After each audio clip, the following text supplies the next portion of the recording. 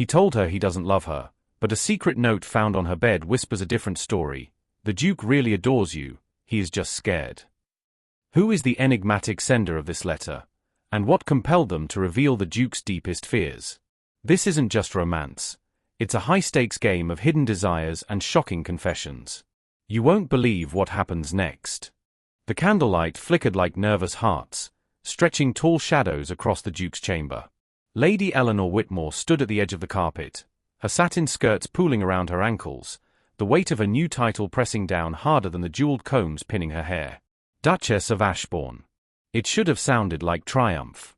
Instead, it echoed like a sentence.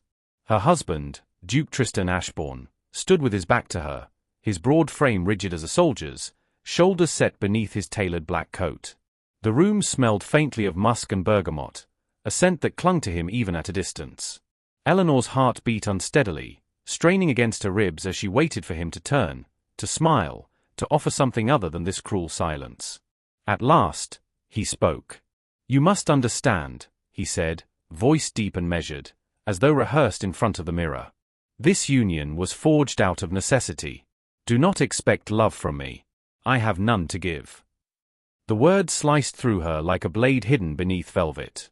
She pressed her fingers together until her knuckles burned, willing herself not to tremble.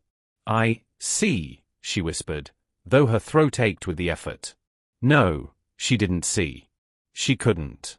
Why would a man marry only to bury his bride alive in loneliness? Tristan did not glance back. He poured himself a glass of brandy, lifted it to his lips, and downed it in one swallow. The fire popped in the grate, mocking the silence between them. Eleanor stood rooted, her dreams of affection, of partnership, of even the faintest kindness unraveling thread by thread. Is this all my life will be now? A hollow name. An empty bed. When she finally left the chamber, her eyes stung. She told herself not to cry. Duchesses did not cry. Yet tears blurred the polished wood of the corridor as she walked, her slippers silent against the runner. That night, as she entered her bedchamber, she froze. Laid neatly across the pillow was a folded sheet of parchment, the edges still crisp. Her breath caught. With trembling fingers, she opened it. "The Duke truly adores you. He only fears you will leave him, as his mother left his father." The world shifted. Her pulse quickened as if the paper itself throbbed with life. He adored her? How could that be true, when his lips had just declared her unloved? And who had left this letter? Her maid? His valet? Or Tristan himself, unable to confess face to face? Eleanor sank onto the bed, the note trembling in her hands. Doubt warred with hope.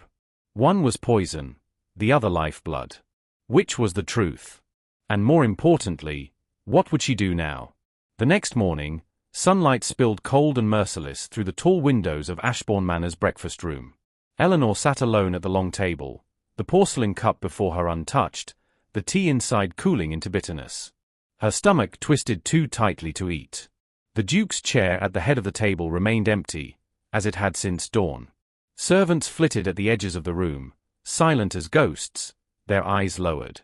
None spoke to her, though she caught the flicker of sympathy in one maid's glance before it was quickly hidden.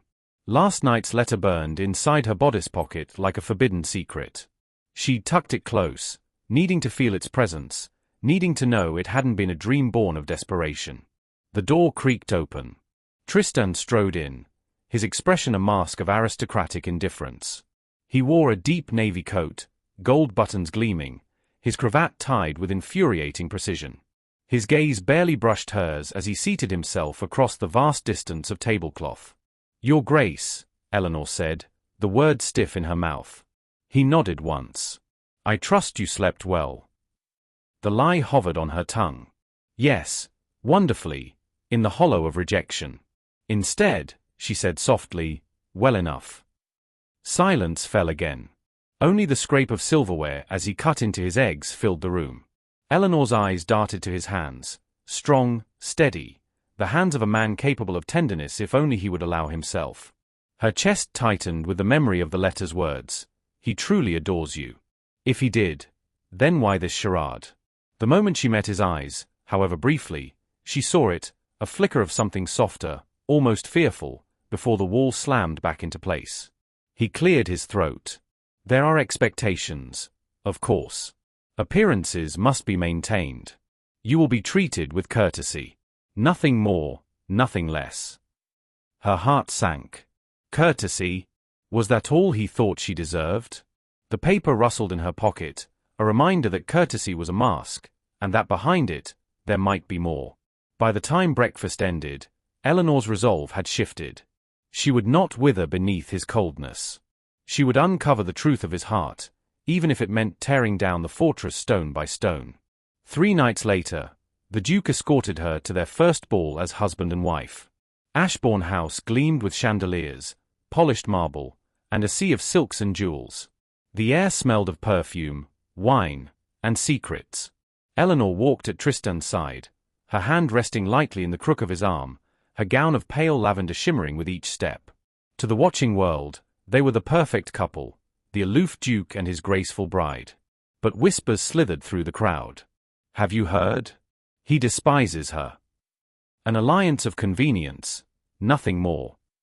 Poor creature, she'll be barren with loneliness. Each word was a dagger dressed as gossip. Eleanor's chin lifted, though inside her chest, her heart bled. When one lord, emboldened by too much wine, sneered, "Your Grace, does your Duchess even know what warmth feels like?" The room froze. Tristan's jaw clenched. In an instant, his hand tightened around Eleanor's, pulling her closer, his body a shield. His voice thundered across the marble hall. "Speak of her again, sir, and you'll answer to me at dawn.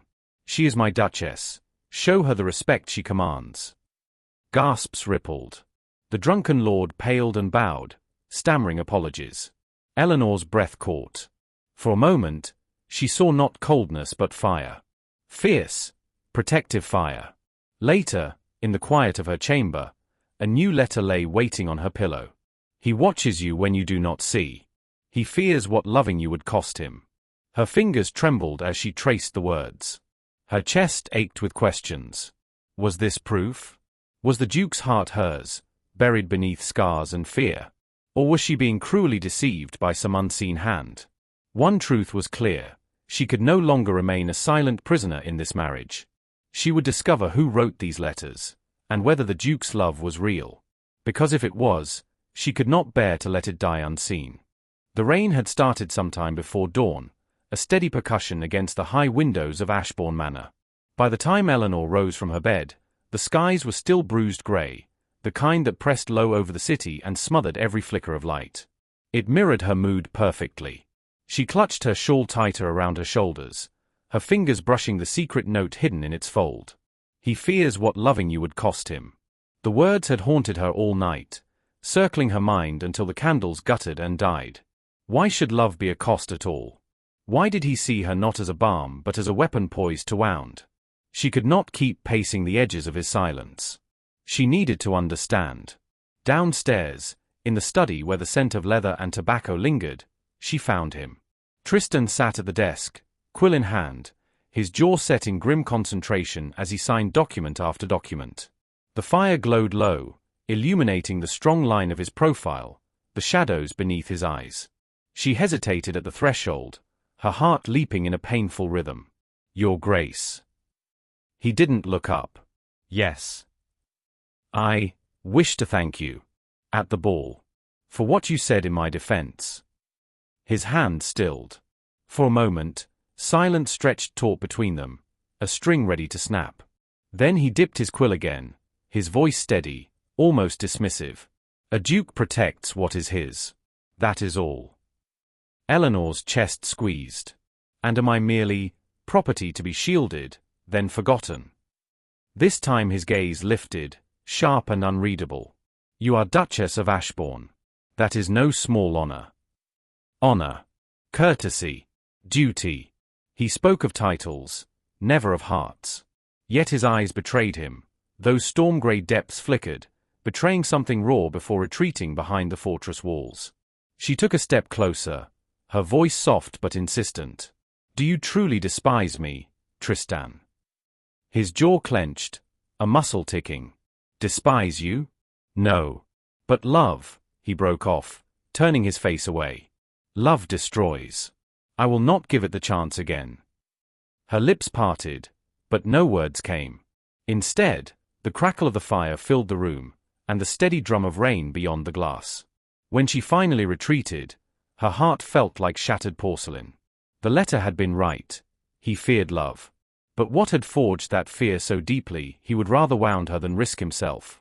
Later that week, society gathered at Lady Harcourt's winter masquerade, a glittering affair of silks and masks, strings of pearls and chandeliers dripping with waxlight. Eleanor donned a gown of ivory lace, her mask delicate as spider silk.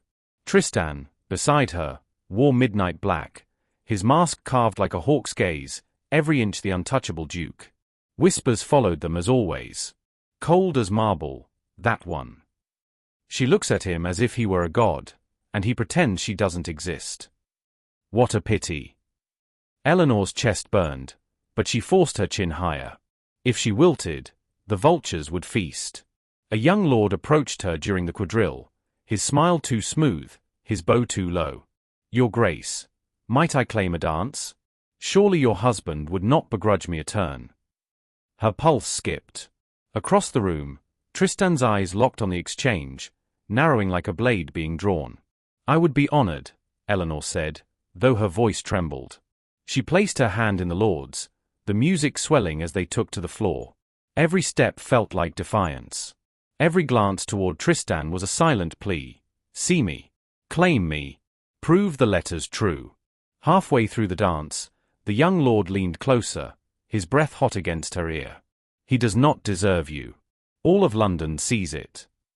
Her stomach twisted. She drew back, ready to retort, but then she caught sight of Tristan, striding toward them, his mask gleaming like polished obsidian. The music faltered. The dancers parted.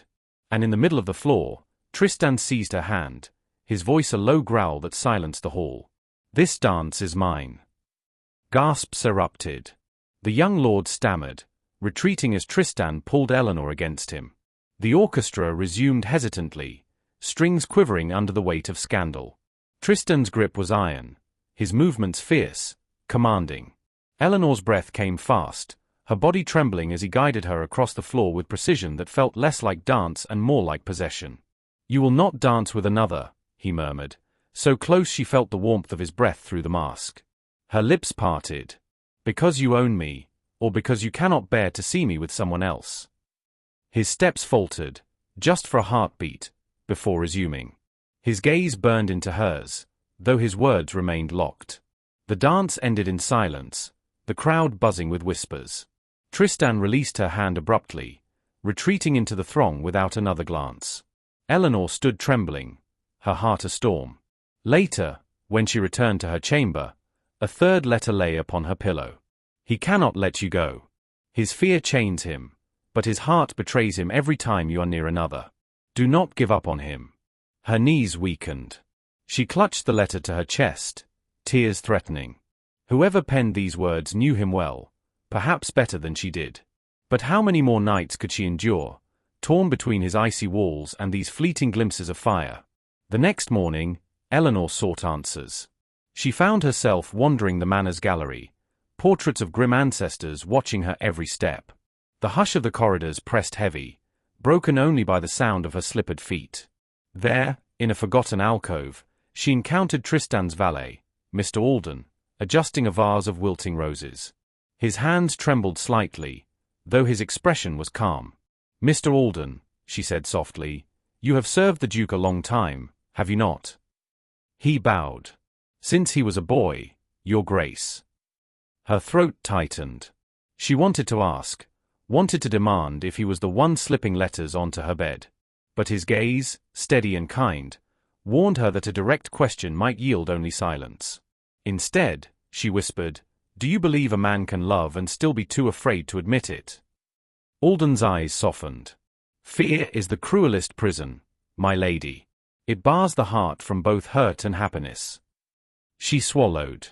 And how does one escape such a prison? He looked away, his jaw tightening. By trusting someone to hold the key. But whether the Duke will ever hand it over, he shook his head. The answer was not enough, but it was something. Perhaps even confirmation. Eleanor walked on, the letter pressed in her palm, her resolve hardening. She would not abandon him, not until she shattered the chains of fear that bound him, even if it meant tearing down every wall he had built. That night, the rain had stopped, leaving the world damp and hushed. Eleanor stood by her window, staring into the gardens where moonlight bathed the hedges silver. Somewhere below, a nightingale sang, its song fragile yet defiant. She pressed the letter to her chest, whispering into the silence. You adore me, Tristan, even if you cannot say it. I will find a way to make you believe I will not leave you. But across the manor, Tristan sat alone in his study, staring into the fire, a glass of brandy untouched at his side. His mother's voice haunted him still, the memory of her silk gown sweeping out the door, her perfume lingering long after she'd abandoned her family. He remembered his father's collapse, the hollow look in his eyes, the endless nights of rage and despair. Never again, Tristan swore. He would not let love unmake him. And yet, he remembered the feel of Eleanor's hand in his during the dance, the way her eyes searched his mask for truth. He had nearly spoken then, nearly let the words slip free. I adore you, he whispered into the empty room. But the fire swallowed the confession, and no one heard. Eleanor returned to bed with hope burning in her chest, unaware that he sat only rooms away, drowning in fear. The war between love and terror had begun, and neither of them could retreat now. The following week dawned with brittle sunlight, the kind that made the frost on the hedges sparkle like diamonds and reminded Eleanor how cold beauty could be. She stood at her chamber window, staring out across the gardens, her breath fogging the glass. The note she had received lay hidden in her writing desk, folded and refolded so many times that the creases had nearly split. Do not give up on him. The words haunted her. They carried hope, yes, but also danger. Because if she reached for him, if she tore down his walls only to find emptiness behind them, she would shatter completely. That morning, a knock echoed at her door. Her maid curtsied as she entered. Your Grace, His Grace requests your presence in the drawing room. Urgently. Eleanor's stomach twisted. Urgently? Tristan rarely summoned her at all, let alone with urgency. She smoothed her gown, willed her trembling hands to still, and followed the servant down the corridor. The drawing room smelled of wood polish and faint lavender, the fire roaring high in the grate. Tristan stood by the mantel, his hands clasped behind his back, tension in every line of his frame. He didn't look at her when she entered. You must attend me tonight. There is a dinner at Lord Banfield's. Appearances matter. Of course, she said quietly, though she longed for him to say more, for him to confess why his eyes lingered on her even when his lips denied her worth. His gaze flicked to her then, sharp and guarded. They will try to draw you out. To test you. You must not falter. Eleanor's pulse quickened. And if they ask me about us? His jaw tightened. Then you will say nothing. Let them think what they will. Her heart clenched. Let them think you despise me? She wanted to scream, but the words lodged like thorns in her throat. That evening, Lord Banfield's dining hall glittered with chandeliers and golden plate, the air heavy with the perfume of roasted meats and gossip. Eleanor entered on Tristan's arm, her gown of sapphire silk shimmering under candlelight. From the moment they crossed the threshold, whispers rose like a tide. Such a shame, he barely looks at her. Marriage in name only, I hear. Do you think she knows? Eleanor's cheeks burned, but she kept her chin high. She was Duchess of Ashbourne. She would not show weakness. Dinner unfolded in brittle pleasantries. Tristan spoke little, his expression carved from stone. But Eleanor felt his presence beside her like a storm contained. Every time her laughter rang too brightly, every time a lord leaned too close, she sensed the flare of his gaze. At last, a woman across the table leaned forward, her fan fluttering like a blade. Lady Chastain, widowed, sharp-tongued, notorious for her gossip. Tell me, Duchess, she said sweetly, is it true your husband has sworn never to love again? The room hushed. Knives paused mid-cut, goblets stilled in the air. All eyes turned to Eleanor. Her breath caught. She glanced at Tristan. He did not flinch, did not rise to her defense. His gaze remained fixed on his wine, as though carved from marble. Something inside Eleanor snapped. She smiled, though her voice trembled. It is true the Duke guards his heart. But hearts are rarely so obedient. Sometimes they betray their masters when least expected. Gasps rippled across the table. Tristan's head turned sharply, his eyes locking on hers with fire. Dinner resumed with forced chatter, but the damage was done. A spark had been lit, and it burned between them as fiercely as the candle flames. That night, back at the manor, Eleanor entered her chamber to find yet another letter waiting on her pillow. You gave them hope tonight. He saw it too. He cannot admit it, but your courage breaks his walls piece by piece. Her hands shook as she held the letter. Who was writing these words? Someone within the household, surely, someone who knew his heart better than she did. But more importantly, could she trust them? The next day, Eleanor resolved to press closer. She found Tristan in the library, seated before the fire, a book in his hands. He looked up, startled, as she entered. You were cruel to me last night, she said, her voice steady though her heart pounded. His brow furrowed. Cruel. You let her humiliate me. You let them all believe I was unloved. He set the book aside, his voice sharp. Better they think you unloved than know the truth, that love destroys. Her chest tightened. Or perhaps better that they know nothing at all, so you need never risk yourself. He rose then, his height towering, his eyes storm-grey. You do not understand. Then make me understand, she cried, her voice breaking. Because I cannot live in shadows and silence. I cannot be your duchess in name only. The fire crackled. For a moment, she thought he would turn away again, lock himself behind his walls. But then his voice dropped, raw and low. My mother. The words hung heavy. She left my father for another man. Left us in ruin, left him hollow. I watched him die in despair. I swore I would never be him. Never give love the chance to destroy me. Eleanor's throat ached. She stepped closer, her eyes brimming. I am not your mother, Tristan. And you are not your father. Do you not see? You're destroying yourself already, by denying what your heart longs for. His eyes burned into hers, agony and longing warring in their depths. For a heartbeat, she thought he might touch her. Might finally admit it. But then he turned sharply, his voice harsh. Enough. Leave me. The words struck like whips. Tears blurred her vision, but she refused to let him see her break. She turned, skirts whispering, and fled the library. That night, no letter appeared. For the first time since their wedding, her pillow remained bare. The absence of that folded parchment cut deeper than any blade. She lay awake in the dark, wondering if she had gone too far, if the fragile thread between them had snapped at last. In the silence, only her own heart answered, beating stubbornly, refusing to give up. Across the manor, Tristan sat alone in his study, the fire dying low. In his pocket, a folded letter remained unfinished, the word scrawled but unsent. She deserves to know. He crushed the paper in his fist, his chest heaving. Love was a weakness. But Eleanor was undoing him with every breath. If he gave in, he might lose her. But if he did not, he knew he would lose her all the same. The inciting spark had been struck. And neither of them could turn back now. The days that followed were sharp with silence. Eleanor walked the corridors of Ashbourne Manor like a ghost, her skirts whispering over the stone floors, her steps echoing into corners where no warmth reached. The Duke had closed himself off again, retreating into business, into duty, into the safety of anything that did not involve her. But the absence of letters cut most of all. Each night, she returned to her chamber half hoping, half dreading, only to find her pillow bare.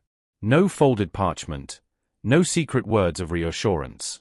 The quiet mocked her, whispered that perhaps she had imagined it all. Yet she remembered the look in Tristan's eyes when she had spoken of his mother, remembered the way his jaw trembled as if he longed to confess. She could not believe it had all been a lie. One morning, desperate for air, Eleanor slipped outside into the gardens. Winter roses clung stubbornly to their stems, pale and fragile against the frost. She brushed her fingers along the petals, shivering at the cold, when a voice startled her. You should wear gloves. She turned. Tristan stood a few paces away, his coat dark against the white frost, his breath visible in the cold air. His eyes, storm-grey, shadowed, rested on her with an intensity that burned despite the chill. "I did not think you noticed such things," she said softly. A muscle flickered in his jaw. "I notice more than you think." The words hung between them, charged, dangerous. Eleanor's pulse thudded in her ears. "Then why pretend otherwise?" she whispered. His gaze broke away, fixed instead on the hedges. "Because noticing leads to caring. And caring leads to ruin." Her throat ached. "Or to joy.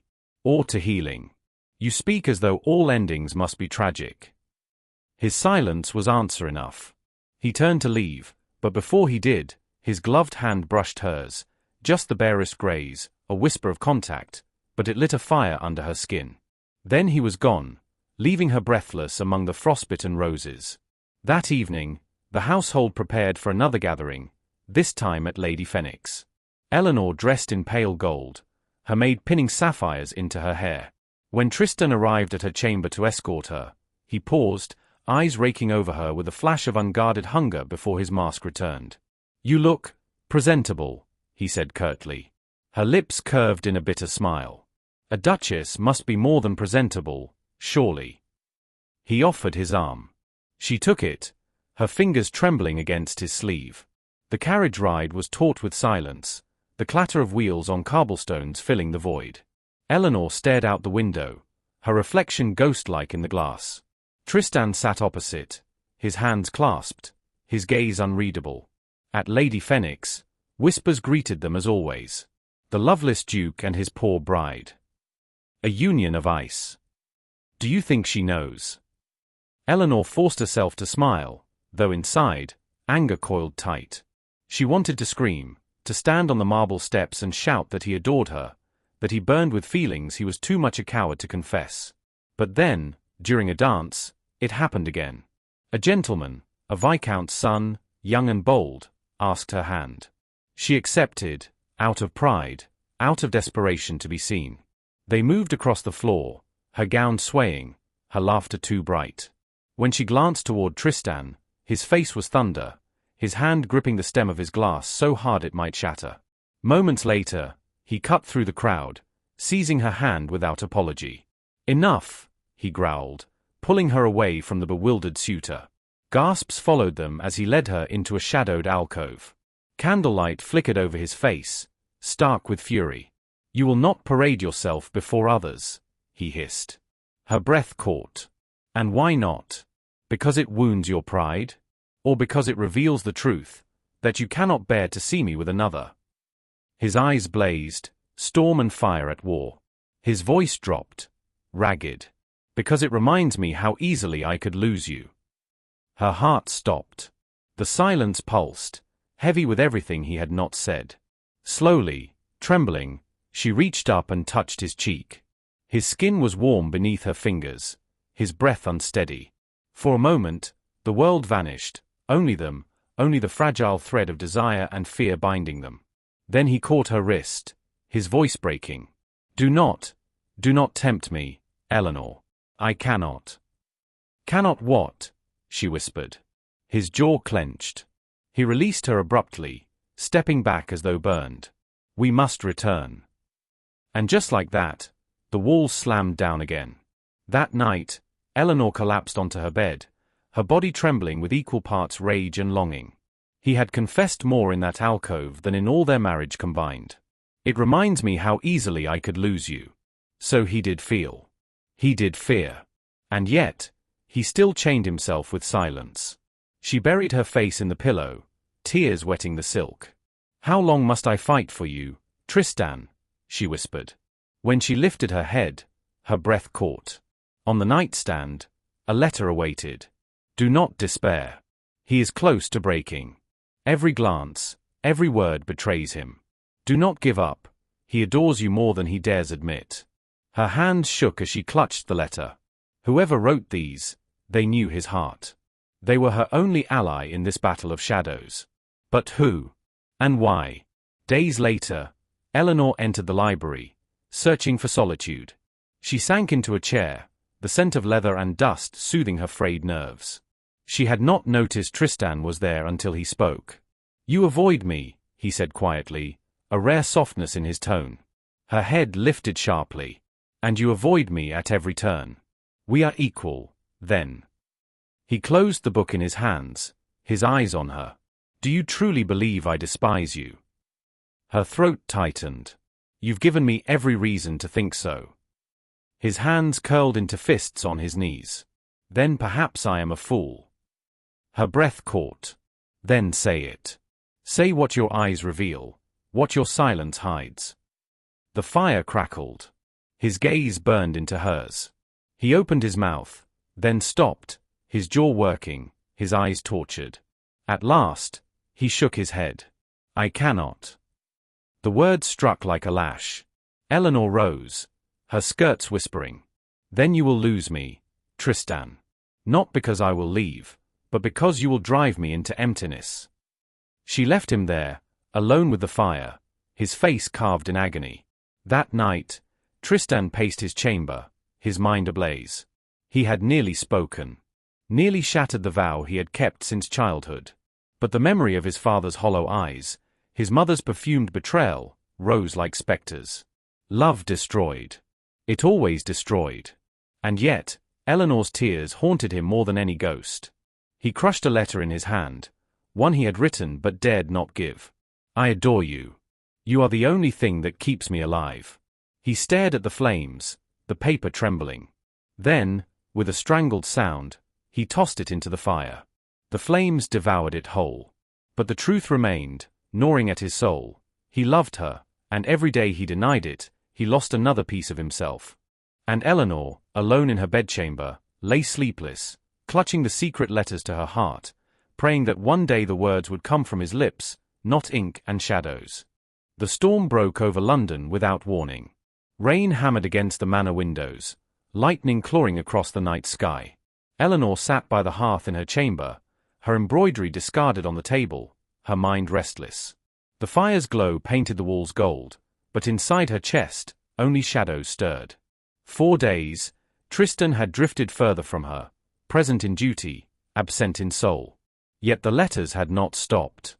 Another had appeared just last night, slipped beneath her door as if by invisible hands.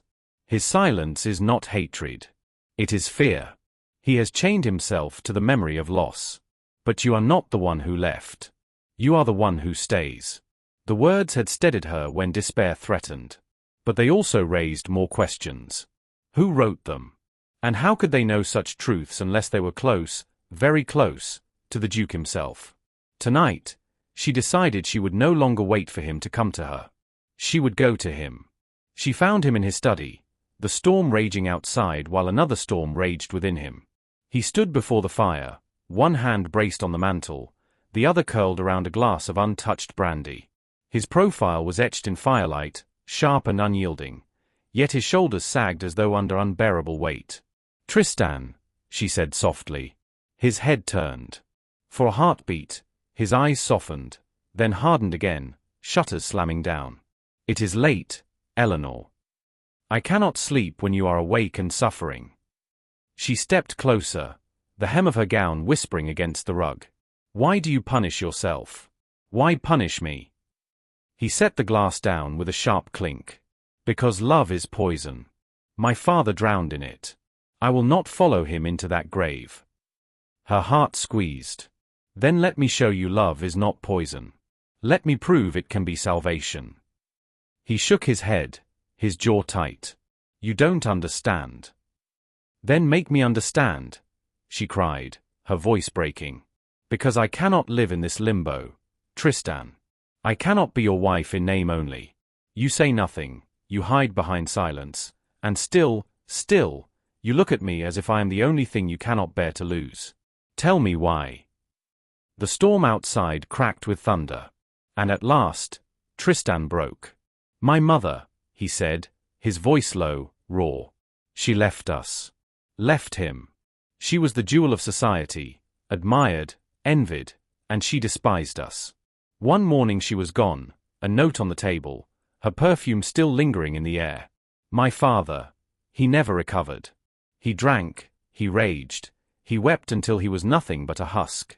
I watched the strongest man I knew wither and die because he gave his heart to a woman who did not want it. His eyes blazed, storm-grey and wounded. I swore I would never be him. Never hand my heart to someone who could crush it beneath her slipper. Eleanor's throat ached with grief for the boy he had been. She stepped closer, her voice trembling but steady. I am not your mother, Tristan. And you are not your father. Do not condemn me for sins I never committed. Do not condemn yourself to solitude because of her betrayal. His hands clenched. And if you leave me? If one day you tire of me, of this life, and I am left hollow, what then? She reached for him, her fingers trembling as they brushed his sleeve. Then at least you will have known love. At least you will not have lived and died in fear. For a moment, he did not move. His chest heaved, his breath ragged. Then, as if pulled by invisible strings, his hand rose and covered hers. Warm, strong, shaking. Their eyes locked, and the world fell away. The fire crackled, the storm raged, but all Eleanor felt was his heartbeat beneath her palm and the tremor in his voice as he whispered, "You terrify me." She swallowed, her own heart hammering. "And you terrify me. But perhaps that is what love is meant to be." The air between them ignited. Slowly, cautiously, his forehead touched hers. She closed her eyes, her breath catching as his scent, musk and bergamot, rain and fire, surrounded her. For a single, fragile heartbeat, he let himself lean into her. And she thought, at last. But then he pulled back sharply, as though burned. His hand fell from hers. "No," he rasped. "I cannot. You deserve more than the ruin I would bring." The walls slammed back into place. He turned away, bracing his hands on the mantel as though it were the only thing holding him upright. Eleanor's tears spilled hot and silent. She turned, her skirt sweeping, and fled the study. Back in her chamber, she collapsed onto her bed, sobs shaking her body. She had seen it, his truth, his torment. She had felt his heart tremble against hers. And still, he retreated. When her eyes cleared, she saw it, another letter, waiting on the pillow. Her breath caught. She snatched it up, breaking the seal with trembling fingers. "He has told you the wound that binds him. But wounds can heal when pressed against another's heart. Do not surrender, Duchess. He loves you, though he cannot yet speak it. Be patient, and be strong." She clutched the note to her chest, her tears soaking the parchment. Whoever wrote these letters, they were the only thing keeping her hope alive. The following days passed in uneasy quiet. Tristan withdrew further, burying himself in estate matters, avoiding her gaze at meals, retreating to his study until dawn. Eleanor moved through the halls like a shadow, her heart breaking with every step. And yet, the memory of that moment, the brush of his forehead against hers, his whispered confession of fear, refused to fade. One evening, desperate for air, she wandered into the gallery of portraits. Candlelight flickered over the stern visages of ancestors long gone. And there, at the end of the hall, hung a portrait of a woman so breathtakingly beautiful Eleanor's breath caught. Her gown was scarlet, her smile sharp as a blade. Eyes the same storm-grey as Tristan's gazed down with a mix of pride and cruelty. A plaque read, "Lady Isolde Ashbourne, beloved wife of Duke William Ashbourne." Eleanor's stomach twisted. This was her. The mother who had left. "Striking, is she not?" a voice murmured. She turned. It was Alden, Tristan's valet, standing silently in the shadows. His gaze lingered on the portrait with sorrow. "Too striking," Eleanor whispered. Alden's voice softened. Her beauty captured hearts, but her love was fickle. His grace has never forgiven her. Eleanor's throat tightened. "Is it you?" she whispered. "Do you write the letters?" Alden's eyes widened, then softened. "No, my lady. But I know the truth they carry. And I pray you will not give up." Her chest ached. If not Alden, then who? That night, as lightning split the sky once more, Eleanor lay awake, staring at the ceiling. She remembered Tristan's confession, his pain, his fear. She remembered the fire in his eyes when he had said, "You terrify me." And she vowed she would not let fear be the end of them. She would fight, not just for herself, but for him, even if it meant breaking both their hearts to mend them. Across the manor, Tristan sat alone again, a letter half written before him. His hand trembled as he scrawled the words. Eleanor, I adore you. I have always adored you. But if I speak it, I will lose myself. He stopped, staring at the ink as it bled into the parchment. At last, with a strangled sound, he folded it, sealed it, and slipped from his chamber. Quiet as a thief, he entered hers. He laid the letter on her pillow, beside her sleeping form. For a moment, he lingered, watching her chest rise and fall, the moonlight casting her face in fragile silver. His hand ached to touch her, to brush back a stray curl. But he did not. He turned, retreating into the shadows, his heart pounding. And Eleanor dreamed on, unaware that the truth she longed for now lay waiting by her side. The letter lay untouched until dawn. Eleanor stirred, eyes heavy from restless dreams, her hand brushing against parchment. She bolted upright, her heart pounding. Another letter. She fumbled for it, breaking the seal with trembling fingers. Her breath caught as she read. Eleanor, I adore you. I have always adored you. But if I speak it, I will lose myself. The words blurred through her tears. She clutched the note to her chest, her pulse racing. This was not Alden's careful hand, nor the smooth script of a servant. This was Tristan. She knew it in her bones. At last, the truth. And yet, it was not enough. To adore her in ink but not in life was torment. To confess on paper, then retreat into silence, was a cruelty she could not bear much longer. At breakfast, she entered the dining hall with a letter folded into her sleeve, her heart trembling between hope and fury. Tristan sat at the head of the table, composed as ever, his cravat tied with soldier's precision. She took her seat across from him. For a long moment, silence stretched. The clink of cutlery, the whisper of servants. Then Eleanor spoke. I received your letter. Tristan froze. His fork hovered above his plate. Slowly, his eyes lifted to hers, grey as a storm. What letter? Her breath caught. Do not pretend. You wrote it. You admitted. His gaze hardened. I have written you nothing. Her stomach plunged. Then you mean to deny it? He set his fork down with deliberate calm. You should not place your faith in anonymous scraps of paper. Words are easily forged. Eleanor's hand tightened around her sleeve, where the letter still hid. But I know it was you. His jaw clenched, but he said nothing more. The silence that followed was worse than any denial. Eleanor's heart cracked under the weight of it. He adored her in secret, yet he would rather watch her wither than confess it aloud. That afternoon, scandal struck. A new edition of the gossip sheet spread through London like wildfire. The headline dripped with venom. The Forsaken Duchess, Cold Marriage in the House of Ashbourne. Eleanor's hand shook as she read the cruel words, printed in black for all of society to see. The Duchess smiles, but her husband does not smile back. She is a bride in name only, left to languish in silence while the Duke surrounds himself with business and brandy. How long until she seeks comfort elsewhere? By the time she reached the end, her vision swam. How long until she seeks comfort elsewhere? The insinuation was clear. She would be accused of infidelity before long. The whispers multiplied that evening when they attended a supper. Every glance was sharpened, every smile a sneer. Women pitied her. Men watched her too closely. One lord leaned near, his breath sour with wine. If the Duke cannot warm you, Duchess, I would be honored to. Before the sentence could finish, Tristan was there. His hand clamped the man's shoulder like iron. His voice, low and deadly, silenced the hall. You will not speak her name again. Gasps rippled. The man stammered apologies, retreating into the crowd. But it was too late. The damage was done. Eleanor's cheeks burned, her eyes shimmering with unshed tears. The Duke had defended her honor, but he had not defended her heart. That night, she confronted him in the library.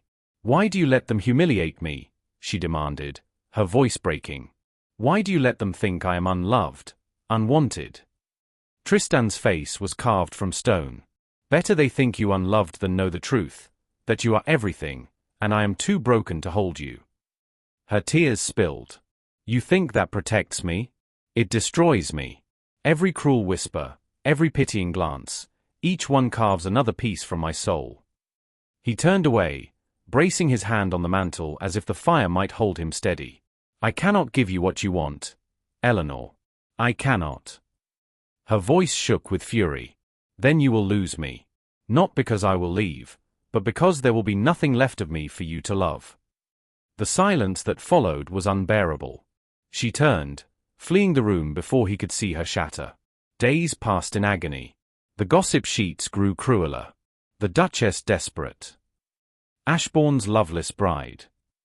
Her name was dragged through parlors and tea rooms, painted as pitiful, pitiable, forgotten. Eleanor tried to hold her head high, but inside, despair hollowed her. Each night, she lay awake in her empty bed, clutching the letters to her chest. They were all she had left. Until one evening, when no letter came. She searched her pillow, her nightstand, the floor beneath her bed. Nothing. Her heart cracked. Even the secret words had abandoned her. In his study, Tristan sat in darkness, the fire long dead. The letters he had written, dozens of them, unsent, lay in the drawer of his desk. He had stopped himself each time, fear coiling tighter than love. And now, the scandal had consumed them both. His silence had not protected her, it had destroyed her. But still, the vow held him. Never love. Never risk ruin. He pressed his hands to his eyes, his chest heaving. Yet all he saw was Eleanor's tears, all he heard was her voice, "You will lose me." And for the first time, he feared she was right. The following week, the worst blow came. At another gathering, Lady Chastain's voice rang loud enough for all to hear. It is a tragedy, truly, that the Duchess is so neglected. Why, one might almost think she were available. The laughter that followed sliced Eleanor open. She fled the ballroom, her slippers striking marble, her breath breaking in sobs. She burst into the cold night air, rain misting her cheeks like tears. And there, in the shadows, she collapsed against the stone wall, her heart in pieces. When Tristan found her, she was trembling, her gown damp, her face streaked with tears. Eleanor. She shook her head, her voice hoarse. No more, Tristan. I cannot bear it. You will not love me, you will not defend me, and you will not free me. What am I to you? A name? A pawn? A prisoner? His hands trembled at his sides. His voice broke. You are everything. And that is why I cannot speak it. Because if I lose you. You already are, she whispered. Her words shattered the air between them. And for the first time since their marriage, she turned her back on him, walking into the storm alone. That night, Tristan returned to an empty chamber. Her bed was untouched, her pillow bare. The silence of her absence was louder than any storm. And he knew, at last, that his fear had cost him the very thing he swore he was trying to protect. His Duchess. His Eleanor. The manor was too large, too empty without her laughter echoing faintly through the halls. Tristan stalked its corridors like a restless spirit, his boots striking the marble with hollow thuds. Servants shrank back into the shadows, eyes averted, sensing the storm in their master. He had not seen Eleanor since that night. She had refused his chamber, refused his study, refused even the brittle breakfasts where silence had always been their third companion. Instead, she had retreated into a guest wing of the manor, doors locked, curtains drawn. It was not absence in body that gutted him, but absence in spirit. She was close enough to touch, yet impossibly far. In the solitude of his study, Tristan sat with another letter half-written before him. His hand trembled as the words bled into parchment. I cannot lose you. You are the only truth I have ever known. The ink blurred as a drop of brandy spilled across the page. With a curse, he shoved back from the desk, chest heaving. What good were words when fear strangled them in his throat? No, he could not write to her. He had to face her. Eleanor stood at her window, staring into the frost-laced gardens. Her reflection in the glass looked pale, weary, older than her years. The letters she had collected sat in a stack on her desk, tied with a ribbon, worn at the edges. Some she had nearly memorized word for word. And yet, the pain of his denial still echoed in her bones. She pressed a hand to the cold pain. "Why do you fight what you already feel?" she whispered. Her maid knocked softly at the door. "Your Grace, the Duke requests your company in the conservatory." Eleanor's breath caught. She hesitated. Half of her wanted to refuse, but the other half, stubborn and aching, longed to see him, to hear him, to give him one more chance. At last, she nodded. "Tell him I will come." The conservatory was a palace of glass, filled with winter roses and ivy curling toward the domed ceiling. The air smelled faintly of earth and rainwater, warmed by the sun that filtered through the panes. Tristan stood among the greenery, his tall figure framed by climbing vines. When she entered, his eyes lifted to hers, storm-grey and raw. "Eleanor," he began, his voice low, hesitant. "I have wronged you." Her heart thudded painfully. She folded her arms across her bodice, guarding herself. "You have done more than that, Tristan. You have broken me." His face twisted, as though the words themselves struck him. He took a step forward. "I thought I was protecting you. I thought if I gave you nothing, you could not take everything." Her eyes burned. "And yet, in giving me nothing, you took everything anyway. You left me alone, mocked, pitied, unseen." He closed the distance, his breath unsteady. "I see you, Eleanor. Every moment. You haunt me. I cannot walk into a room without feeling you there. You are not unseen. You are the only thing I see." Tears blurred her vision. "Then why not claim me? Why not admit it?" His jaw clenched. "Because if I give you my heart and you leave me," his voice broke, low and guttural, "I will not survive it." Her tears spilled freely now, streaking her cheeks. She reached up, her hand trembling as she pressed it against his chest. His heart thundered beneath her palm. "Then trust me," she whispered. "Trust that I am not her. Trust that I will not leave. Let me hold the key to the prison you have locked yourself in." His breath caught. For a moment, the storm in his eyes quieted, replaced by something fragile, something desperate. Slowly, as if fate itself demanded it, his hand rose and covered hers. Warm. Shaking. In that moment, the walls cracked. He bent his head, his lips hovering near hers, his breath mingling with her own. "Eleanor." She closed her eyes, waiting, praying. But then a shout rang out from the hall. A servant's voice, urgent. "Your Grace. A rider from town, urgent news." The moment shattered. Tristan stepped back, his face torn between duty and desire. "I must." Eleanor's hand fell from his chest, the ache in her heart deepening. "Go, then. Always go." His lips parted, as if to protest, but he turned and strode from the conservatory, leaving her trembling among the roses. Later that evening, Eleanor found the courage he lacked. She sat at her writing desk, pulled a fresh sheet of parchment toward her, and began to write. The quill scratched across the page, her hand steady despite her racing heart. "Tristan, I will not give up on you. I will not surrender to fear. You may push me away 1,000 times, but I will remain. Because love is not weakness. Love is the only thing that can make us whole. I am not your mother. I will not leave you. I am yours, if only you will be mine." She folded the letter, sealed it with wax, and placed it where she knew he would find it, on his desk, among his endless papers. It was her final gamble. If he rejected this, if he rejected her heart spelled out in ink, she would have nothing left to fight with. Tristan found it just before dawn. He sat in the grey light of his study, fatigue pulling at his eyes, when the sealed parchment caught his notice. His breath stilled as he broke the seal, his gaze devouring her words. By the time he finished, his hands shook. His heart pounded so violently he thought it might break free of his chest. She loved him. She had not left. She would not leave. And he, coward, fool, had nearly destroyed her with his silence. For the first time, he allowed himself to imagine it.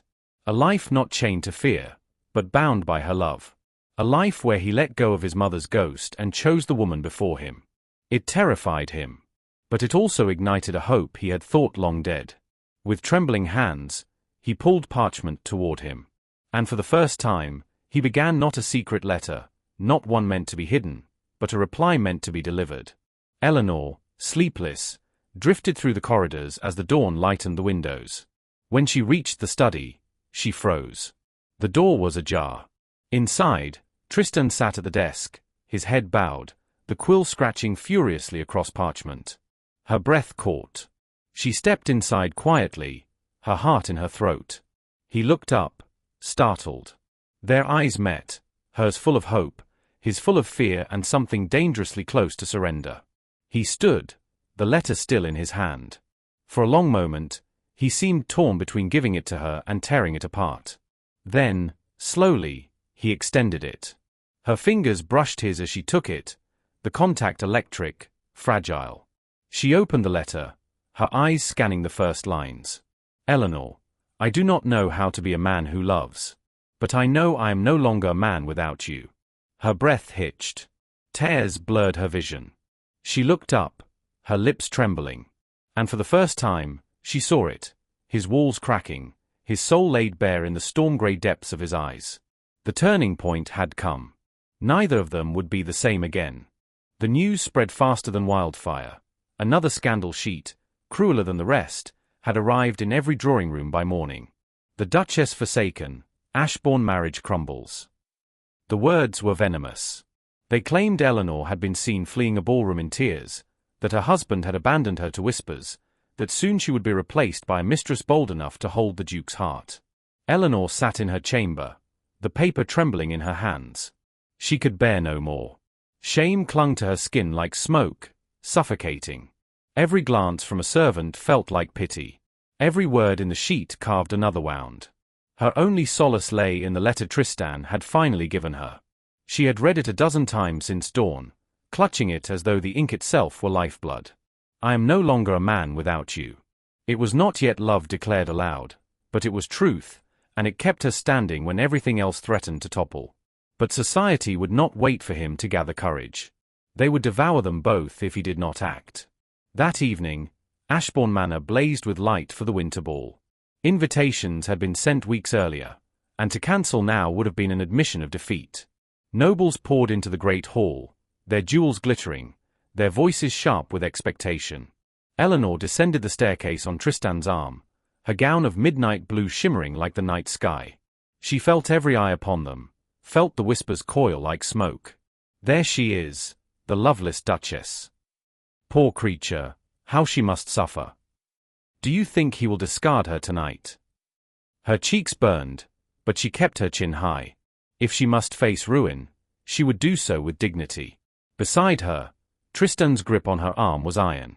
His face was unreadable, carved from stone, yet Eleanor felt the storm beneath the surface. His heart beat against her sleeve like a caged thing. The ball began. Music swelled, couples spun across the floor, laughter echoed. But the undercurrent was clear. All of London waited to see the Duke's next move. And then Lady Chastain struck. She approached with a smile as sharp as glass, her fan fluttering lazily. Your Grace, she said, her voice carrying just far enough. How radiant you look tonight. One would hardly know your husband has no use for you. Gasps rippled. The music faltered. Eleanor froze, her throat tight, humiliation scorching her skin. Tristan's body went rigid. For a heartbeat, silence reigned. Then his voice rang out, deep and thunderous. Enough. The words silenced the hall. All eyes turned. Tristan stepped forward, his gaze sweeping the crowd, his voice carrying like a blade. You gossip of my wife as though she were a trinket, a pawn, a figure to be pitied. You call her forsaken, unloved, unwanted. But hear me now, his voice broke, then steadied, fierce with passion. She is my heart. The only light I have ever known. And I would sooner face ruin, scandal, even death than spend another day pretending otherwise. Gasps erupted. Fans snapped shut. The orchestra stilled. Eleanor's breath caught, tears flooding her eyes. Tristan turned to her then, his voice trembling with raw truth. Eleanor, I have been a coward. I let fear chain me. I let my mother's betrayal haunt me. I thought love would destroy me. But it is silence that has destroyed us. I adore you. I have adored you from the moment you first walked into my life. And I will never, never, let fear steal you from me again. The hall erupted in whispers, shock, awe. But Eleanor heard only him. Her tears spilled as she stepped closer, her voice breaking. Tristan. He reached for her, his hand trembling as it cupped her cheek. Forgive me, he whispered. She leaned into his touch, her heart shattering and mending all at once. There is nothing to forgive, only to begin again. And before the stunned eyes of London, the Duke of Ashbourne bent his head and kissed his Duchess. The hall gasped. Whispers flew. But Tristan did not care. His lips claimed hers with fierce tenderness, with years of silence breaking at last. Eleanor melted against him, her arms twining around his neck, her tears mingling with the kiss.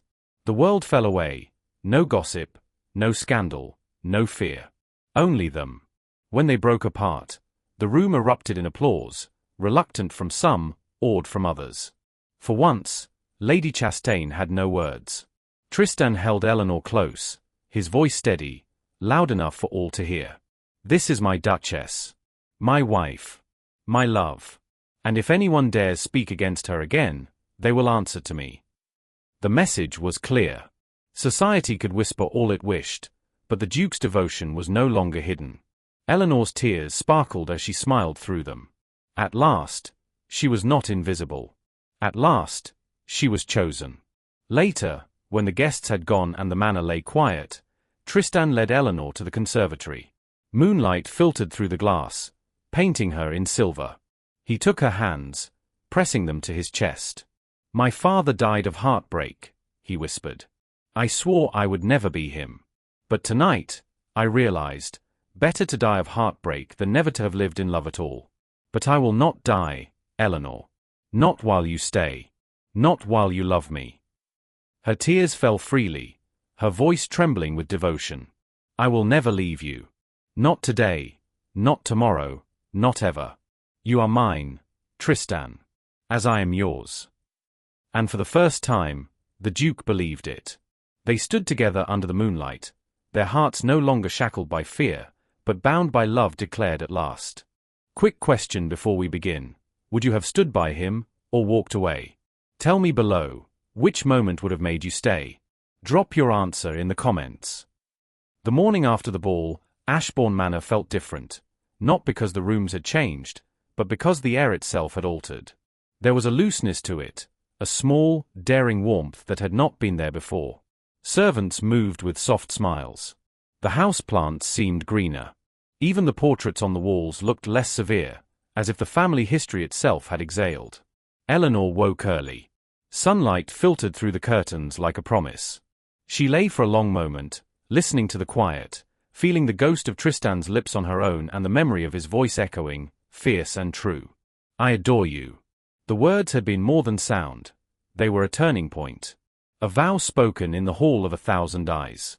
A battle won. She dressed slowly, choosing a gown of simple cream rather than jewels. Today she wanted nothing loud. She wanted truth. She wanted ordinary tenderness. She tied her hair back with a ribbon and set the small stack of letters, the ones that had kept her heart steady through storms, on the dressing table. Then she walked down to the garden. The frost had melted. The walkways steamed faintly in the sun. Outside the conservatory, Tristan stood alone, hands clasped behind his back, looking small in the vastness of the grounds. When he saw her, relief softened his face like rain on parched earth. He crossed the gravel in long strides. Good morning, he said, voice low. Good morning. Her smile was shy, half laughing, half crying with the relief that lodged in her chest. She held out her hand. He took it without ceremony, simply, firmly, as if he were promising himself again. His fingers were warm. Her pulse quickened. They walked in silence for a time, the kind of silence that no longer bit but cradled. When they spoke, it was of small things, the weather, the way the nursery had been painted for the new footman's child, the little repair to the music room. Nothing grand. Everything true. So, Tristan said at last, stopping beneath a trellis of climbing roses, I must face them. The council, the peers. There will be questions. Indignation. Some will say my display was theatrics. They will try to humble me, to remind me of my duty. Eleanor looked at him. She could see the worry shadowing the edges of his face. They will say what they like, she answered. You told the truth. You claimed me. That cannot be taken back. He exhaled, a small, humorless sound. But there are practicalities. A duke is judged by steadiness as much as heart. I must show steadiness and not only passion. Perhaps I must accept that love and duty are not enemies, but partners. I want to prove that, not only to them, but to myself. She squeezed his hand. Then show them, she said. Show them what we already know. That love can be patient, and that it can rebuild. He drew her closer. I will do more than show. I will live it. I will be present. I will renounce the ghosts that have haunted me. I will make the household safe for Joy. Eleanor smiled into the crook of his neck. Happy regeneration, she whispered. The phrase felt like a key, the new life they would cultivate from the charred remains of old fear. That afternoon, the carriage rolled into town. Tristan had called an impromptu meeting with neighbors and peers, not to defend himself with words and law, but to reconcile. He wanted to set the record straight, to accept whatever consequences might come, and to show by action that his declaration at the ball was not a dramatic gust but a steady wind. The assembly hall smelled of wax and old wood. Men in tailored coats and women in stiff bodices clustered in their usual corners, forming their expectant lines. Eleanor stood at Tristan's side like a lighthouse, calm, steady, luminous. The first to speak was Lord Banfield, who cleared his throat with exaggerated solemnity. The House of Ashbourne has always stood for tradition, he began. We were surprised the other evening by, he paused, searching for the right note, by an unexpected display. Tristan's jaw tightened, but he did not speak. Eleanor turned to the room and addressed them, her voice ringing clear. Tradition without humanity is brittle. We are not monuments. We are people. Tristan stood for me because he is a man with a conscience who recognized cruelty and rejected it. Her words were honest, and they landed like stones in quiet water. Murmurs rippled. Many of the peers shifted uncomfortably. A few eyes glinted with grudging respect. Lady Chastain's mouth thinned into a line, but her expression showed uncertainty for the first time in weeks. Tristan stepped forward then, and his voice carried steadier than anyone had heard it before. I was wrong to hide. I have been ruled by fear, and fear made me small. I have put my wife to trial in the very salons that should have protected her. I ask for forgiveness, from Eleanor, and from any who were harmed by my silence. He met Eleanor's gaze. I will make amends. Not with talk. With presence. With service. With proof. The room exhaled. Some clapped, softly. Others remained skeptical. But the seed had been sown, a new definition of strength, one that included vulnerability. Later, back at the manor, the household buzzed with tentative optimism. Alden stopped by Eleanor's door and left a small parcel, a book of poetry Tristan had loved as a child. Inside the cover he had written, in his unsteady hand, for Eleanor, to read when you want to know how I think. For every dawn and dusk, if you will have me. She touched the ink and laughed through tears. It was small. It was enormous. That night, Tristan took Eleanor to the music room, the very room where they had once nearly danced before scandal and silence wrapped their lives. Candles shivered on the piano. A violinist played softly, the notes slow and tender. Tristan held Eleanor close and spoke with an earnestness that was not showy but true. I will teach myself how to be present, he said. I will attend council and I will speak for the household. I will keep watch over the children in the nursery if you want me to. I will learn to dance badly if it makes you laugh. I will read poetry aloud each dawn if you will listen. I will make 100 small promises, and keep them. She searched his face, counting the honesty there. You will hurt yourself, she said simply. Because loving is risk. But I will be there. He smiled, a raw, terrified, beautiful thing. I will hurt and heal, with you. Days settled into a new rhythm. Tristan began attending meetings with Eleanor at his side. He lingered at supper, asking about her day. He called for Alden less as a manager of affairs and more as a friend. He introduced reforms for the staff, better hours, more pay, small things that meant a great deal to those whose loyalty had kept Ashbourne running in the lean years. The household relaxed. People smiled. Laughter returned in the dining room like a shy bird coming home. Not all wounds healed quickly. Gossip lasted in certain circles. Lady Chastain retained her sharpness, though sometimes when the two women crossed paths, there was a begrudging nod in place of a sting. The Tun had new stories to tell, but the sharpest blade, the Duke's denial, had been blunted. One evening, Eleanor found a parcel on her pillow, a pressed rose and a short note. For the first morning you wished for sunlight instead of frost. She pressed the rose to her cheek and felt, ridiculous and glorious, like a woman who had been given back her mornings. The turning of seasons mirrored their transformation. As winter thawed to spring, the gardens burst into color. The conservatory grew lush. New life felt possible, and they welcomed it. Not as a commandment of duty, but as a gift they had chosen to accept together. Then, on a quiet Sunday morning, Tristan asked her a question that had nothing to do with title or duty. They had breakfast together alone, sunlight pooling warm upon their plates. "Would you marry me again?" he asked, simple and earnest. "Not because papers require it, because I would choose you, in every life." Eleanor laughed through happy tears. "Yes," she said. "Yes, 1,000 times." So they did small things to bind the promise more clearly. Tristan arranged for a quiet repledging in the chapel at Ashbourne. No fanfare, no witnesses save the household and a few close friends who would keep their counsel. The chapel smelled faintly of wax and old wood. He took her hands in his and spoke vows that meant more because they had been fought for. "I promise to be present," he said. "To risk, to fail, to try again. To be brave even when fear knocks. To choose you." She answered in kind. "I promise to stay. To stand. To love when it is easy and when it is hard. To laugh and to forgive. To hold you when the ghosts return and to chase them away when I can." There were no grand declarations in a hall filled with strangers that day. But the vows were deep and true, and they were kept in the rooms that mattered.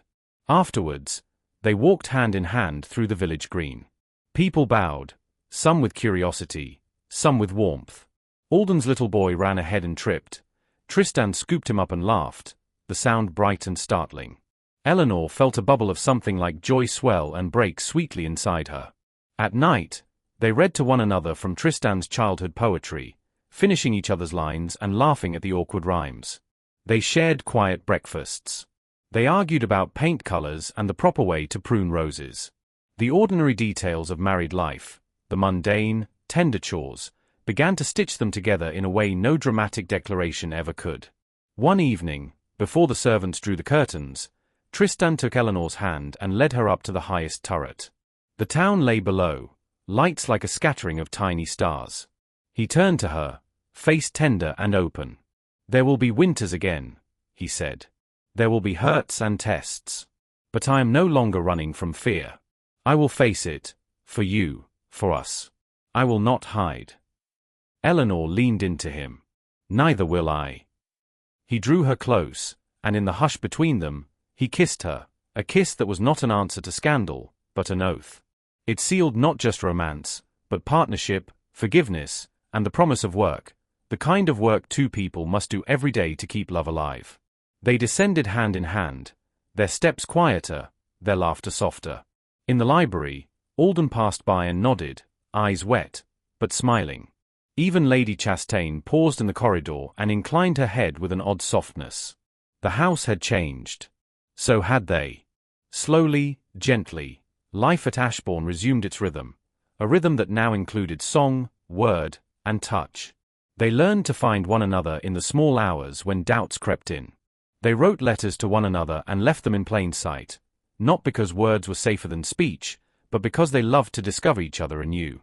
And sometimes, late at night, when the moon was high and the house silent, They would stand together at the window and talk quietly of what had been and what would be. They would promise one another small things, to tell the truth that very day, to forgive quickly, to keep curiosity alive. One such night, Tristan surprised her with a small parcel, a new leather-bound book with blank pages. On the first page he had written, "For the days when the world is loud and we need a place to be quiet. For our promises, for our jokes, for our griefs and our victories. For us." Eleanor pressed her forehead to the book and breathed. "Happy regeneration," she said again, as if the phrase were a benediction. He kissed her then, long and gentle, and when they parted, the moonlight caught on the glint of promise in their eyes.